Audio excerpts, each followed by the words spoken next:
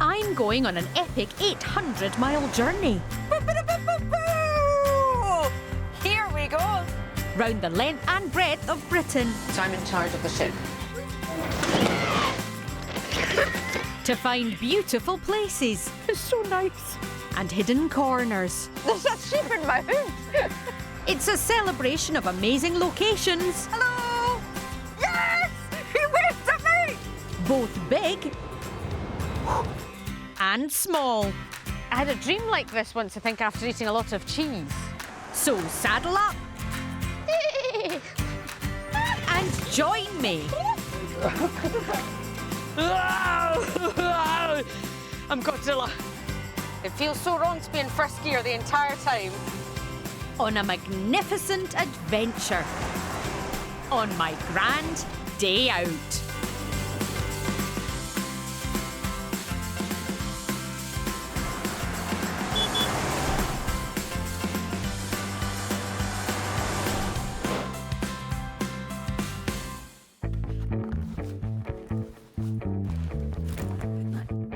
In 1975, my parents bought a campervan. They called it the Caravanette. Yes, I'm the little blonde one. I've hardly changed. It was a really happy time for all of us. And I think what I'd really like to do is try and recreate that.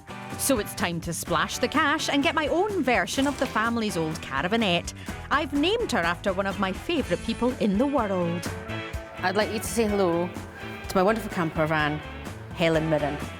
And together, we're setting out to make some brand new memories. Let's go. This time, I'm in Devon and Cornwall. If I had the power of magic, I wouldn't be hiding in a cave.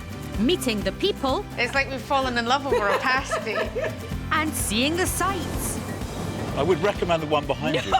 You've already told me that one's frightening. I'm gonna barf. That make Britain's southwest That gnome's bigger than me. not just scenic, Oh dear, oh dear. but special. Come on, boys! I'm starting my adventure in North Devon, which attracts around 6 million visitors a year. Oh, look at that beach! A regular surfer's paradise, Willicomb's stunning bay is ranked as one of the best beaches in the world. It's the perfect place to hatch a plan for my travels.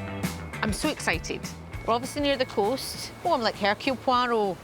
We're obviously near the coast. And today, I'm going to Clovelly. It says it's a picturesque village and it has parking and toilets. Now that's important. But before I set off, I could do with a little local knowledge, courtesy of hotel manager Anya Halliwell. Hiya. Hello, welcome to Devon. Thank you very much. I'm driving a little tiny camper van. Bit nervous. What are the roads like in this area? Ooh, Oh, no, that's a terrible start. Well, if you want to stick to the coast, they're very tiny roads. Okay. So I would go careful. Yeah. I hope you can reverse well as well. Sometimes you wish you hadn't asked. But hopefully the famous Devon cream tea will settle my nerves. Although I'm already a little anxious about what to put on first, the cream or the jam. It's that agonising Devon versus Cornwall conundrum. Oh, wow. So, which way round does it go?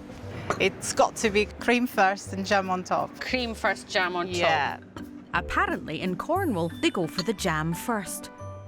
But perhaps my way can keep both counties happy. So I'm just going to have a scone and cream.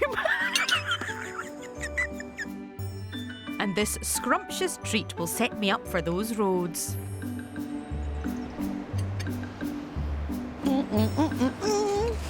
Sometimes I have food that makes me so happy I wag my tail. That's what's happening just now.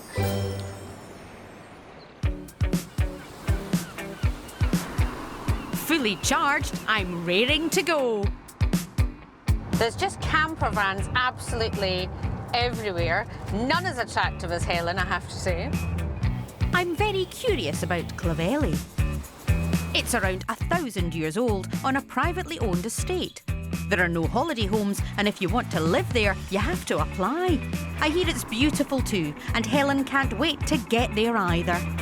Fifth, everybody. Da, da, da, da, da, da. I think that's the first time we've been in Fifth, Helen. Campervan wave. Nothing. Grumpy. Ah, well. Nothing can spoil my good mood today. Oh, Cecilia, I'm down on my knees. I'm begging you, please, to come home.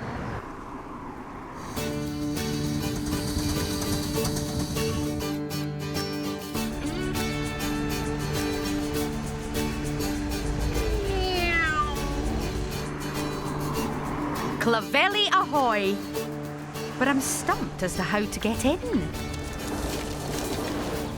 Teensy bit confused because the village is that way, I think, but it doesn't look like I can drive down there. So let's take a look.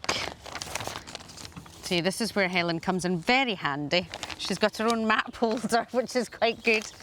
There's a big red footprint, which may be a clue, but I can't go down there with the van. They weren't wrong about the roads around here. Come on, Helen! Yes!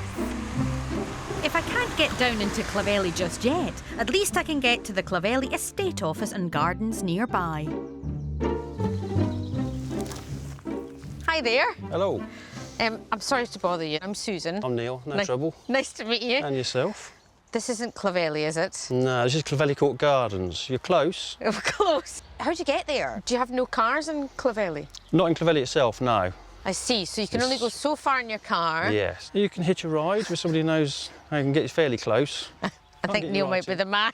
I can try and help you, yeah. Turns out Neil Coldrick is head gardener here, growing fruit and veg for all the locals. And he can arrange for me to get closer into the village on a special road from these stunning gardens. This is pretty magical. This is like a fairy tale garden. Tell me about this place. It is pretty special. It's mainly vegetable production for the village and for the hotel down there. Whatever we turn up with down there, the chefs will work to it. So the stuff that's grown here is used in the village and it's down there. I think one good turn deserves another. So whilst I wait for my lift into Clovelly, I may as well make myself useful. No, I'm not an expert gardener, even though I watch a lot of gardening on the television, which should make me an expert gardener. I watch a lot of Casualty, but I'm not a surgeon, even though I think I am. Yeah. So if I get you a bundle of stuff... As long as it's edible. Oh gosh, this could go so horribly wrong. So is that for me? That's for you. All right, Neil. See you in a bit. Good luck.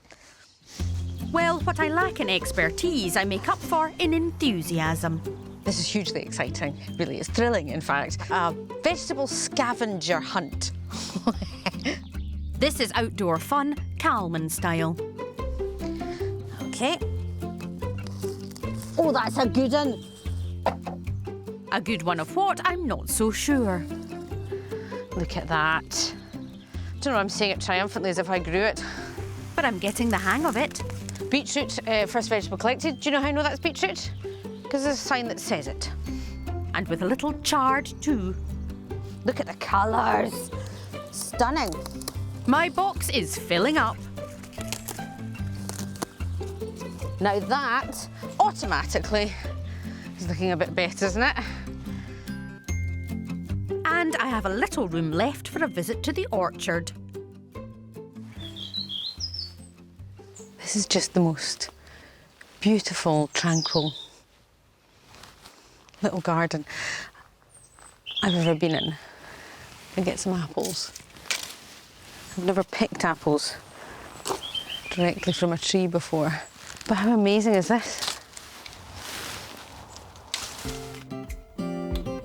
And now my carriage awaits, and I'm getting a lift from the Honourable John Rous, owner of the whole Clovelly estate. Hi, John. Hi, Susan. Thanks for giving me a lift. This will save me a half-mile hoof down the cobbled street into the village. This road is little used because there's no parking in the village, but it's perfect for dropping off my little bounty at the local hotel. I want to learn more about this beautiful village from John. What's your involvement with this place? My family's had a long association with the village, over 300 years, and I'm involved in the management of the whole village. For most of its history, Clovelly has been a fishing village. Once owned by William the Conqueror, its houses cling dramatically to a huge 400-foot cliff. The steep pedestrianised high street was cobbled from the seashore to the top around 200 years ago. Tell me, John, about some of the practical difficulties of living here, because it's quite steep. Your weekly groceries, you have to carry them all down either by hand or in a small sledge, and you have somebody at the front and somebody at the back to restrain it. Oh my goodness!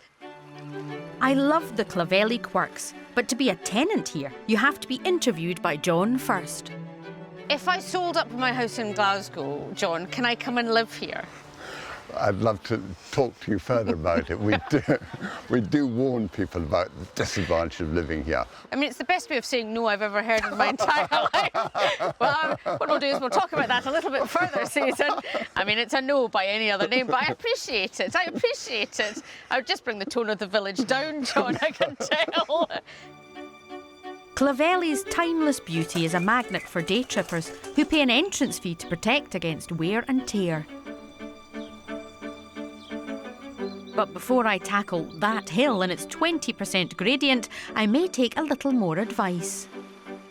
The first bit is the steepest bit. The first bit, that bit there is the steepest bit? Yeah, so don't try and race that one. Like when you're climbing Ben Macdui. Ben Macdui? Absolutely. When I'm climbing, the most to do is go upstairs to go to bed, I'll be honest with you. But some around here are clearly more active. There's a man. Is he going swimming? There's a man going swimming. He's going to do a dive. There's a man going swimming. There's a man just going to jump off the pier. I think he's drawing quite a crowd. Right, hold on, wait for me, handsome man. Wait for me, handsome man. Right. Oh. He's fine. Well done. That was great. What's your name? Alex. Alex, that was great, Alex. Do you do that a lot? Every day. Every day. Well, I'd hate to show you up, Alex, so I'll just leave you to it. Of course, rock diving is dangerous if you don't know what you're doing. I'll just leave that to the regulars and join the others braving the hill. I'm Susan. You are? Marilda, nice to meet you. Nice to meet you too. What do you think of it? Amazing. For the first time you've been in Devon? It's my ever. first time as well. Have you tried to walk up that hill yet? Not yet. If I meet you halfway up, I'll give you a piggyback back up the hill, okay? Okay. Nice to see you, my Nice darling. to meet Enjoy you. Devon. I will. Thank you. I may have overpromised a little there, because John wasn't kidding about this hill. Whew. A bit of a workout for the glutes. There's only one way to do this. Slow and steady. But for some of the locals, this is nothing. Hello. It's a beautiful view, isn't it? Yeah. Just having a bath. I mean, if I could have a bath with that view, I'd be doing exactly the same thing, to be honest with you. Lovely chatting. Meow. And at every turn, there's something wondrous to behold. Oh my goodness. The wooden carvings were put on by John's aunt after a trip to Germany in 1910. It's eccentric, it's beautiful, and I absolutely love it. And the views from the hill are just as rewarding. I mean, you know, that's just spectacular. Clovelly just oozes charm. You know, I'd say the climb is worth it. And back at sea level, the local hotel is making good use of my efforts. But it's not food that's on my mind. When you look at a map and you see the description of picturesque village, you never know quite what to expect. And then you turn up, and it looks like that. Very picturesque indeed.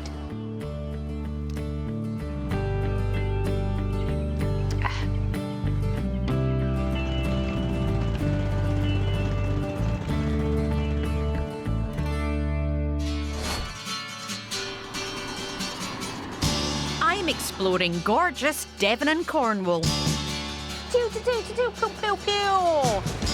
In my little campervan, Helen. Come on, second gear. That's it, love. Absolutely nailing it, Helen. I'm in North Devon and bound for Cornwall. And in true staycation style, it's tipping down. So I've come away from the coast, inland a little bit, and I think there's a fairground somewhere that I'd love to explore. When I was younger and we went on camping trips, my parents wisely took us to France. So the weather was generally quite good. When we holidayed later on in Scotland every summer, that's when the weather would sometimes hit. You would maybe go to a museum or, to be honest, read a book very quietly in the corner. But I'm hoping for a more exciting time today as I'm heading for the village of Lifton to a museum that's jam-packed with vintage fairground rides. And I'm already getting into the spirit of things. I like this. This is like driving through fairy tale country or horror movie country, one of the two. But Devon really is a feast for the eyes. Oh, this is nice. Beautiful scenery, lush green countryside. Now, hang on a second. Gnome Reserve. Oh, I'm not going to let that one go. We've got time for a detour, right? Come on. Now I'm excited. Let's go and find gnomes. The fairground will have to wait. The joy of this is that I don't know what I'm going to find. Slow gnomes. Okay. Ba-da-ba. Gnome land. A little gnome deviation to the hamlet of West Putford will do no harm. And it turns out this place is the passion of local lady Anne Atkin. Hello, you're Susan, aren't you? I've seen you on the telly. Yes, absolutely. Would you like to wear a gnome hat? I'll go classic if that's okay. Splendid. Is that right? Perfect. Off we go. See you later. See you. Clearly she's a kindred silly spirit. And this place has been on the go for over 40 years. To the gnomes!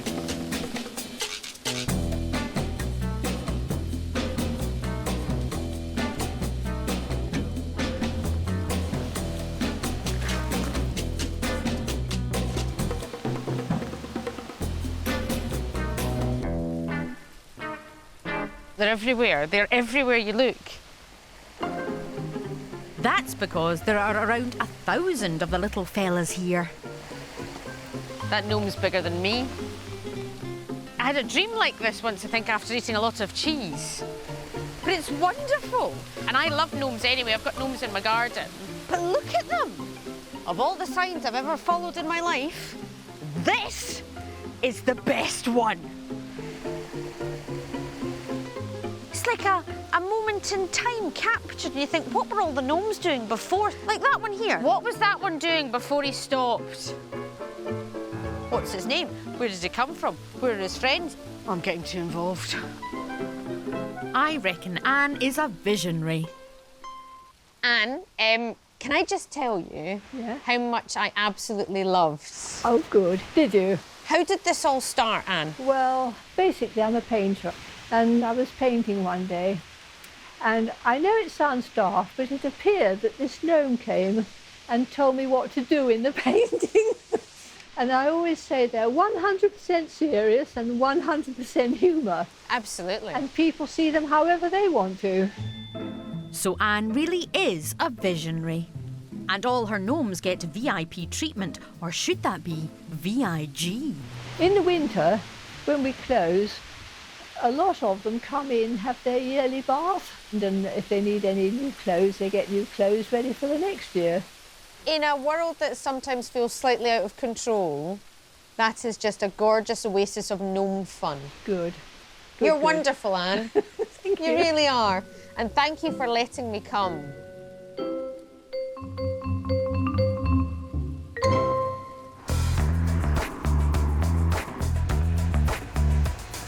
An unforgettable detour, and the fairground awaits. You can fully appreciate the slight bounce that Helen has. The suspension is incredible on this van. Dingles Heritage Fairground Centre is in the very heart of Devon, in the village of Lifton. I'm 46 years old, and it'll be the first time I've really appreciated a fun fair, which is pretty exciting, really. Although I'm not sure my mother would share my level of excitement. Never went to the fairground when I was younger because it was full of rough boys. But I don't think there are any rough boys here. Can't wait.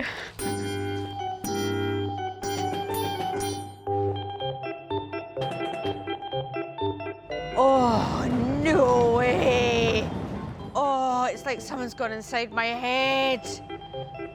This is amazing!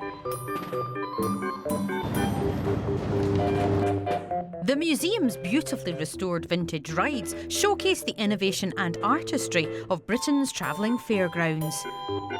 And they're fully working for visitors to enjoy. Guy Belshaw has been a trustee of this fun fair celebration for 15 years. So much of the entertainment we love now started in these fairgrounds, didn't they? It did, Susan. And if you go back to the beginning of the 20th century, travelling cinema started on the fairground. Boxing and wrestling, conjuring shows, live entertainment was a huge part of the fairground until the 60s, really. Travelling fairs have been a British institution for centuries, but in the late 1800s, the pioneering show people harnessed steam power and electricity to take fun fairs into a golden era of thrilling rides and pulsing lights. There's a glamour but a mystery about it. There's an edge to the fairground at night, without a doubt. You know, your mum and dad, your granny would have warned you about going to the fair at night. And there was definitely an edge. What time period are some of these rides from? The carousel gallopers over there is from 1920. Oh, really? We have the super chariot racer, Really? beautifully painted from a poster from one of the Ben-Hur movies. That is a stunning piece of art. It is, and a lot of the sign writers and showman's decorators in the 20th century were classically trained artists that went to art school. What's your favourite ride you've got here? The one behind me, the moon rocket, it's the only one that survives. It was a tremendous piece of engineering in the 30s, and it was a very fast ride. I was thinking of going on it, but I'm not now. Now you've said it's very fast. Guy, I've got one question for you. Can I have a go on any ride I want? I would recommend the one behind you. Oh, Guy, you've already told me that one's frightening. Take your pick. Thanks, Guy. Thank you. OK, Carousel, this has been a long time coming. Hello? Is nobody there? Hello? Nobody there? This is absolutely amazing. To finally get the chance to go on one of these carousels. Picked up a bit of speed now. A childhood dream fulfilled at last. I think I'll even brave some other rides. What's the worst that could happen? I'm gonna barf. Oh. Well, it's all part of the experience. Speaking of which, the ghost train. I'm really going to try and be brave. So, here goes. Yep, anytime. Oh, no, I don't like it at all. I don't like it at all. This is what my bravery looks like. I don't like anything about this. This is terrible. And sounds like. Don't make me do this.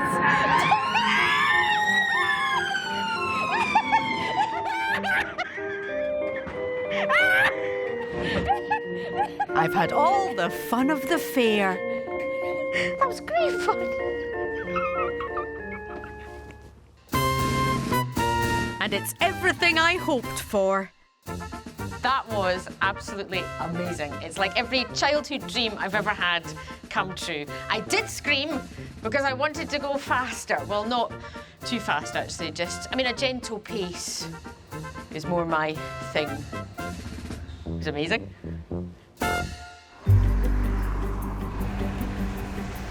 I'm crossing from Devon into Cornwall now, and I'm parking up Helen in the hamlet of Tintagel, because there's something I want to do.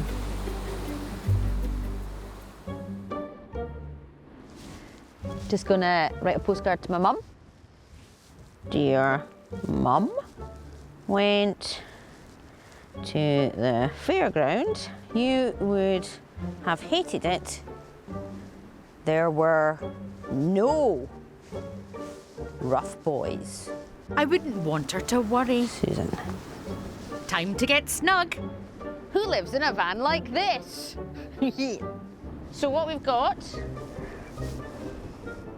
we've got a little flamingo. We've got some glorious fairy lights. It's got a little magical air about it, but if you don't mind, it's starting to rain. So I'm just gonna get myself cozy for a wee bit.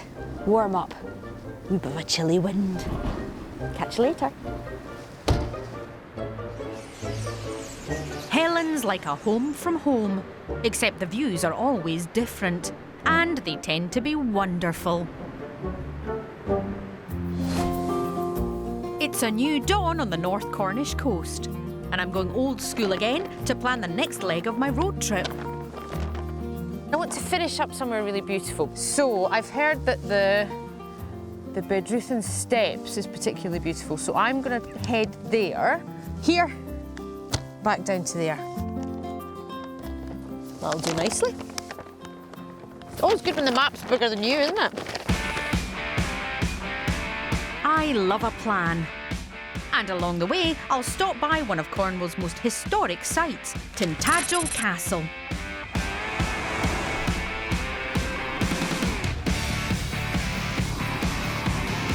I always loved going to castles when I was a kid. I just hope they've got a gift shop. Always buy a mug and a magnet.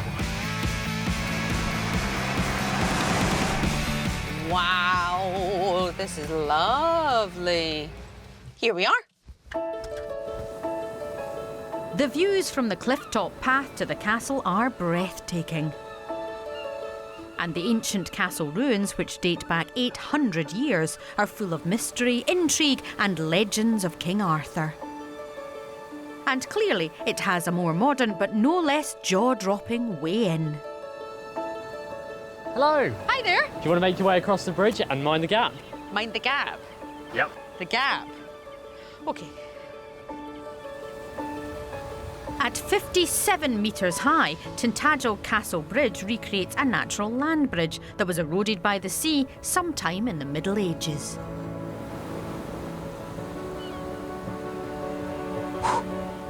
An impressive feat of engineering, the two cantilevered sides don't quite meet in the middle.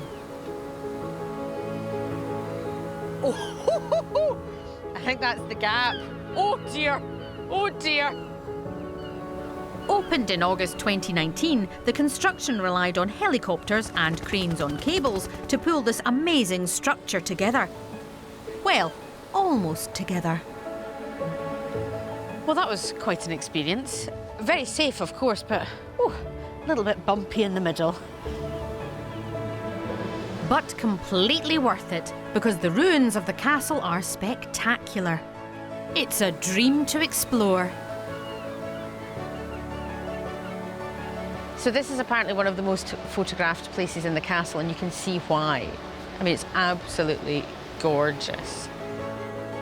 I'm getting the chance to soak up some of its history with English heritage archaeologist Wyn Scott. Wyn, this is an incredible setting. Can you tell me a bit about where we are? Well, we're sitting inside Richard, Earl of Cornwall's castle. He was one of the wealthiest men in Europe. He had 40 castles in England alone. Richard was the brother of King Henry III, who appointed him Earl of Cornwall in the 13th century. This gave Richard such vast revenues, he became one of the medieval super rich.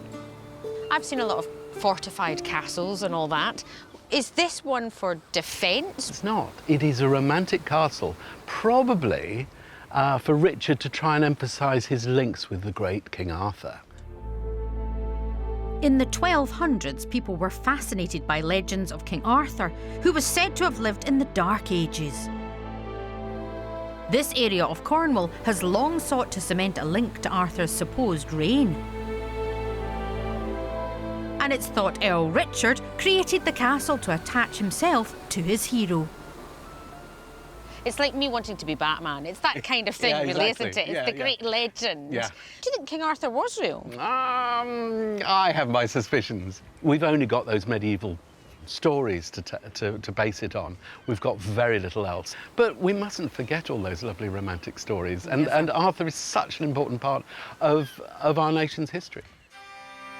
I'll take that as a maybe. And whatever the truth, the castle design tied in with the romance and grandeur of those Arthurian legends. But it seems Richard was more preoccupied with just building it. We're not sure that he even came here very much. He may have come here a couple of times. Ought to be that rich that could build a castle and go, I don't think I'm going to go there now, actually. And he was just presumably very busy. But it would all be... I don't think I'd ever be too busy to visit my castle I've just built. And local legend says that Merlin the wizard lived in these caves. There's a cave under the island that is called Merlin's Cave and has been for a long time. If I was a wizard, I'd probably build a castle. I wouldn't live in a cave. If I had the power of magic, I wouldn't be hiding in a cave.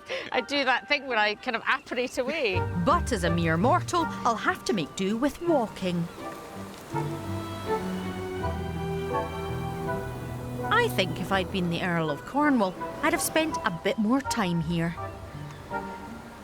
It's my first time in Cornwall, and it does not disappoint. And the coastline is just absolutely stunning. More importantly, I've spotted something. I believe there's a gift shop. I can smell them a mile away. Okay, let's get moving. As I may have mentioned, I do love a gift shop. Quite like that one. Nice. What else? Big set of keys. Having them. See? You come in for one thing and you leave with a big load of keys. Magnet, magnet, magnet, magnet. That's the magnet. I'm in gift shop heaven. This is the best day ever. Right, that's my lot. Hiya. Hello. How are you? I'm good, thank you. I have just a couple of very important things. But maybe not quite enough very important things. That one over there. There you go. Okay. So, you lift that off. Oh, that's got a bit of weight It about it, has got a bit of a weight. Are you tempted? Well, yes, I am tempted. So if you look inside, there should be a little leather gasket that will hold it. But yeah, you try it on. I think your visibility may be impaired slightly. I mean, Sarah, be honest, does it suit me? It's rather fetching. I mean... It definitely goes with your coat. It goes with my coat. You're a legend of the gift shop. Because I came in here for a mug and a magnet and I'm walking out with a large helmet. Tintagel Castle was quite the money spinner for the Earl of Cornwall. And it's not lost any of its earning power today. Thank you, bye. Thank you.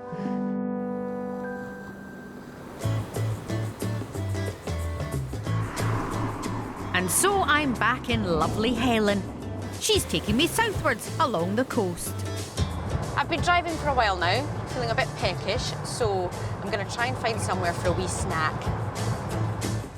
I'm heading to St Hugh's Services because I've heard that people travel for miles to this unlikely place for a classic Cornwall dish, the Cornish pasty, handmade here with a lot of love. Hello. Hello, good morning. Hello. Oh, hello. How are you? No. With that accent, definitely Scott. Yes? Absolutely. Nice to meet you. Nice to meet you. I'm Susan. Well, I'm darned. I'm looking for Aunt Avis. Ta-da! Is that you there? Oh, come and talk to me. Yeah. Oh, nice to meet you. Nice to meet you really too. Nice to meet you, sweetheart. Tell me, what is in a traditional Cornish pasty? Our traditional Cornish pasty is potato, beef skirt, onion. That's it? Yeah, you can have swede in it, which is no problem. And we did do swede, but our locals didn't like it. So I stopped it, Susan. Yeah, stopped it right up. That was enough. Yeah. I realise you can have sweet, it's not a problem. Yeah. Indicating it's a bit of a problem. Because we don't do it. No. The Cornish pasty origins go back centuries. A hearty meal in one, they were enjoyed by Cornish tin miners working so deep underground they couldn't surface for lunch. The thick crust meant miners could hold on to the pasty with their fingers and not contaminate their meal. What type of pastry is it that you use for the pasties? If I told you our secret, I'd have to kill it. I was taught by my mother-in-law to make this pastry, but it literally is a close-guarded secret. Is it a hot water pastry? No. Is it I don't know why, I'm now playing a game called What's Your Pastry? I tell you what, let's call it, it's a flaky cum rough puff. I'm thrilled to call it a flaky cum rough puff, and Ava sells up to 400 of them a day. There's even a law that protects them. To call it a Cornish pasty, it's got to be made in Cornwall. Right. Which is good. You've got the most wonderful accent I've ever heard. Oh, I love you. You just keep talking to me. No, you keep talking to me. It's like we've fallen in love over a pasty.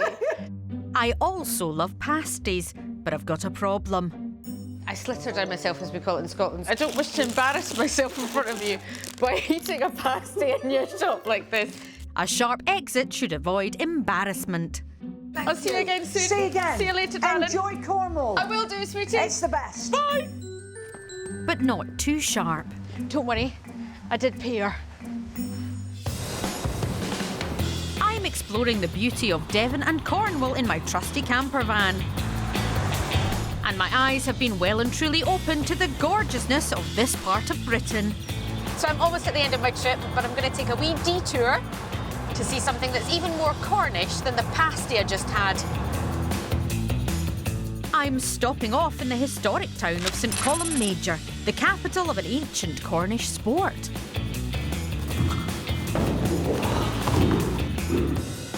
This looks worth investigating. Hi there. I'm Susan. Could you tell me what's happening here? I'm Mike, and this is Cornish wrestling, the oldest sport in England. Wrestling, as it's known here, is an ancient Celtic Cornish martial art, thought to date back up to 4,000 years. Mike Cawley is a wrestler and instructor, and the sport has been in his family for generations. What is the essence of Cornish wrestling? Thousands of years ago, when the Celts were around, if you were bigger than me, you just took what you wanted. So you had to learn to fight. But you can't learn in a battle. So it was a way of practicing how to defend yourself? Yeah. The rules are you take all the holes on the jacket, you don't grab any fingers, any skin, there's no punching, and there's no touching below the waist. Your idea is you drop your man flat on his back, and that's called a back, and that's a knockout. So, you want to floor your opponent on all four corners of their back in what's known as a back. Got it. Only grab the jacket? Yeah. So could you do a wee side sweep? I don't know Yes, why. you can do That's very much... mostly a sweep. That was very much a dance move I did for you there for someone. I have never seen that one. That one there. Before the First World War, Cornish wrestling tournaments used to draw such huge crowds, winners earned enough to live on for a year.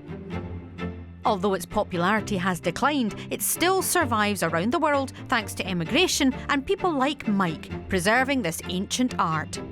And apparently there are similar styles of wrestling throughout Britain. You've got Cumberland wrestling, Scottish wrestling, which you should know all about. I've done it many times myself. Not competitively, just for fun. Just for fun, yes. We have a similar style here. So there is enough there so we can have competition between ourselves. Now, I'd love to join in for insurance purposes, Mike. I'm sadly unable to actually wrestle either of the gentlemen here. Of course, I could take them, no problem at all. I did think that. Is there something, though, I can do? Well, funny enough, we're a referee short today. So if you grab a stickler in a minute, we'll... A stickler? A stickler. You've heard the expression. Is that where the expression comes from? That's where it comes from. So when someone says I'm a stickler for details... This is where it comes from, This is where it comes from. Are you wearing a special jacket? Yes, this is stickler's jackets. Yeah, give us a twirl, Mike. Just give us a twirl there, yeah. So it says stickler on the back, so everyone knows what you are. So you remember who you are. It's nothing to worry about, it's easy enough. Right, OK. You get in as quick as you can and drop your man as quick as you can. Drop your man as quick as you can. That's the way. Title of my autobiography, right there. Drop your man as fast as you can. Right, I'm going to get my jacket on and get my stick, and I'll see you back here in a second, OK? No worries. All right, Mike.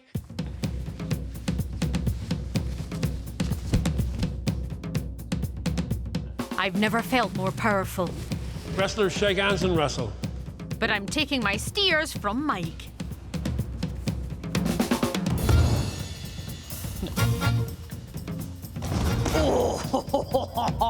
No? No. Roll on the side. Come on, boys! Use the old manoeuvre! Come on!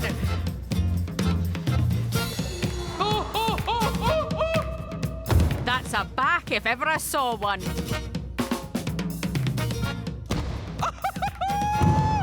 Game over. Absolutely. Brilliant. How did it do, Mike? Very well, lass. You did all right. What I noticed was this is also good for keeping the boys away from me when they came too close. Yeah.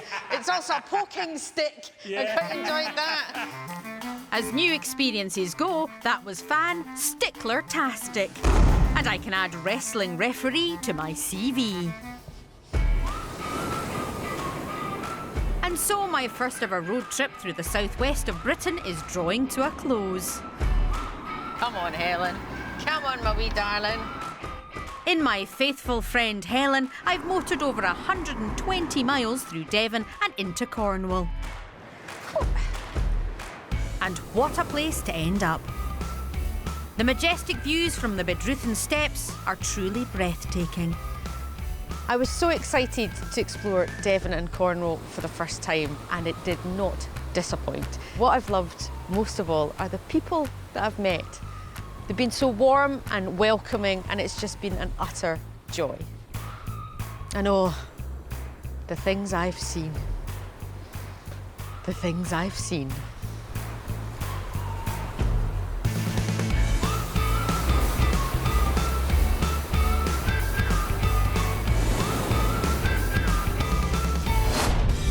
Next time, I'm in the utterly beautiful Lake District. I mean, it's incredible.